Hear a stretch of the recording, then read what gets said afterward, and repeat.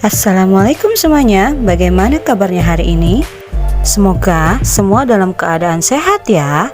Video kali ini akan membahas mengenai integritas dalam kehidupan sosial. Sebelum kita mulai, jangan lupa untuk like, subscribe, share, dan klik tombol loncengnya.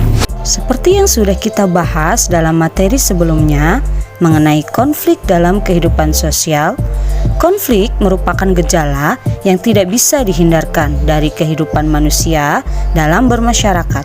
Meskipun tidak bisa dihindarkan, konflik tetap bisa diminimalkan. Salah satunya dengan membangun integrasi sosial. Lalu, apa sih yang dimaksud dengan integrasi sosial? Untuk lebih jelasnya, yuk mari kita bahas. Pengertian integrasi sosial. Integrasi berasal dari bahasa Inggris yaitu integration, yang artinya kesempurnaan atau keseluruhan. Menurut Kamus Besar Bahasa Indonesia, integrasi sosial adalah pembauran sesuatu yang terpisah sampai menjadi satu kesatuan yang utuh. Dengan demikian dapat disimpulkan bahwa integrasi sosial adalah proses penyesuaian unsur-unsur yang berbeda dalam masyarakat sehingga menjadi kesatuan. Unsur-unsur tersebut dapat berupa ras, etnik, kedudukan sosial, agama, bahasa, norma, adat istiadat atau kebiasaan, dan juga sistem nilai. Selanjutnya kita bahas mengenai faktor terbentuknya integrasi sosial. William F. Cockburn dan Meyer Nimkov memberi syarat terjadinya integrasi sosial sebagai berikut. Yang pertama, anggota masyarakat merasa berhasil saling mengisi kebutuhan-kebutuhan mereka. Misalnya, dalam hal memperoleh pendidikan, tentu kita akan membutuhkan guru, menteri pendidikan, dan lainnya. Kemudian, dalam hal transaksi jual beli, tentu kita akan membutuhkan penjual dan juga pembeli. Merasa saling membutuhkan inilah yang akan menyebabkan terjadinya integrasi sosial. Yang kedua adalah masyarakat berhasil menciptakan kesepakatan atau konsensus bersama mengenai nilai dan norma. Setiap manusia mempunyai latar belakang budaya yang berbeda-beda.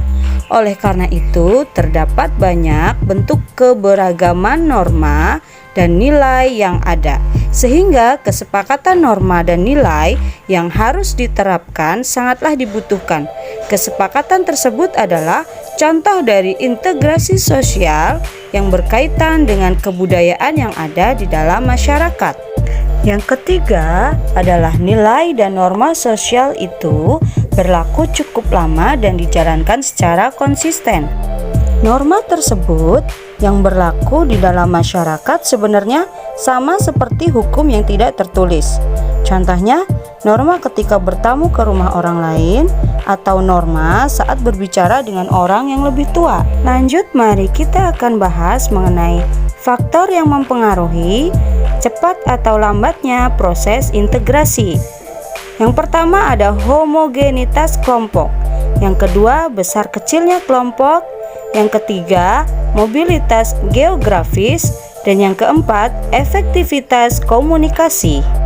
Faktor pertama adalah homogenitas kelompok.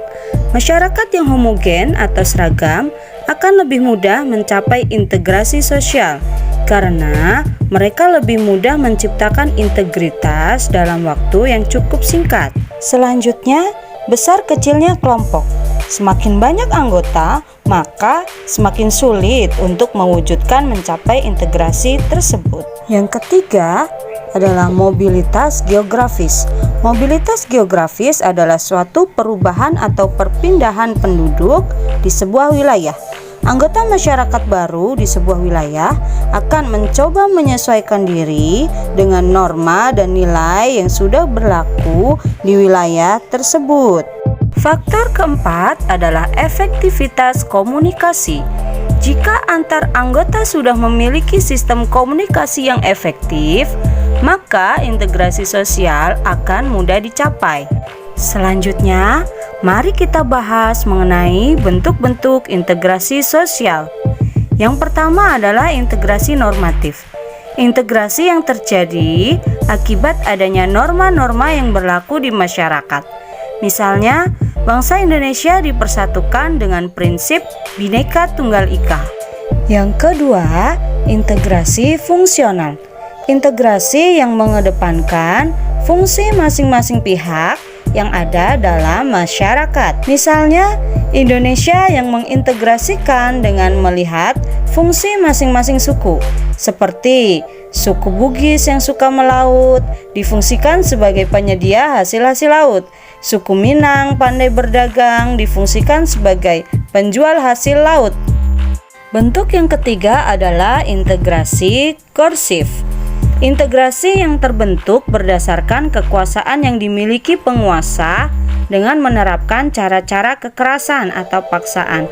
Contoh, perusuh yang berhenti mengacau karena polisi menembakkan gas air mata. Lalu, bagaimana proses integrasi sosial?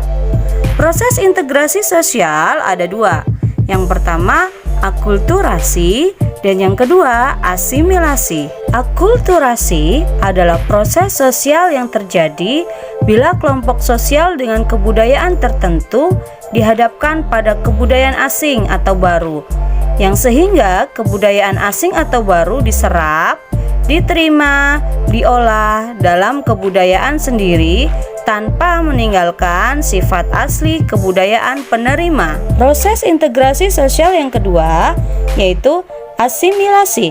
Asimilasi adalah bertemunya dua kebudayaan atau lebih yang saling mempengaruhi sehingga memunculkan kebudayaan baru dengan meninggalkan sifat asli tiap-tiap kebudayaan.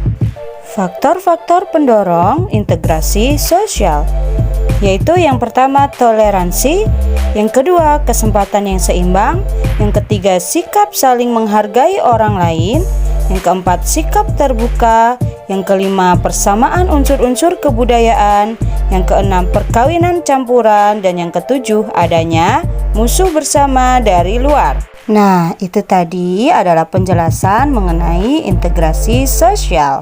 Sekarang coba kalian ceritakan upaya-upaya apa saja untuk membangun integrasi sosial yang telah kalian lakukan di lingkungan kalian. Boleh lingkungan rumah, keluarga, atau mungkin lingkungan sekolah. Kalian ceritakan pada kolom komentar ya. Sekian dulu pembahasan kita kali ini. Semoga kalian memahami materinya ya. Terima kasih dan sampai jumpa di video selanjutnya. Wassalamualaikum.